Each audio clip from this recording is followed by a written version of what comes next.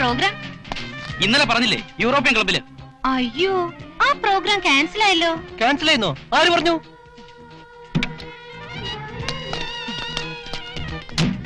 എന്റെ daddy president ആയുള്ള ക്ലബില് ഏത് ട്രൂപ്പ് പാടണമെന്ന് ഈ സൂര്യശങ്കർ തീരുമാനിക്കും. Crazy John from Bangalore is singing tonight. കേൾക്കണമെങ്കിൽ വന്നോളൂ, പാസ് തരാം. Okay?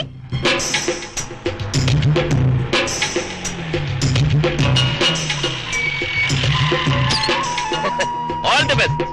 But I am sorry, very sorry, extremely sorry. ഒരു കേന്ദ്രമന്ത്രിയുടെ ഫ്ലൈയിങ് വിസിറ്റ് പോലെയായിരുന്നു പ്രോഗ്രാം. അതുകൊണ്ട് ഗാനമേളയുടെ ഉദ്ഘാടനത്തിന് വരാൻ സാധിച്ചില്ല. I am genuinely sorry. യാത്രയുടെ തുടക്കം കൽക്കട്ടയിൽ നിന്നായിരുന്നു.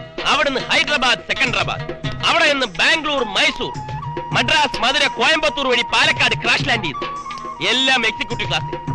ഇനി ഒരു 3-4 ദിവസം ജപ ജപ എന്ന് അടിച്ചു പൊളിക്കണം. എത്ര ബിസി ആയിരുന്നെങ്കിലും അച്ചായൻ പ്രോഗ്രാമിന് വരുമെന്ന് കരുതി. അതിനല്ലേ മോനെ അച്ചായം പല ടൈപ്പിൽ സോറി പറഞ്ഞത്. നല്ല ജീപ്പ് പാട്ടും പാടി പി നടന്നാലൊന്നും കാശ് കൊടുത്ത് ഓട്ടോമൊബൈൽസ് വാങ്ങിക്കാൻ പറ്റില്ല. നീ അധ്വാനിക്കണം, ചോര നീരാക്കണം, എല്ലുമുറിയെ പണിയെടുക്കണം.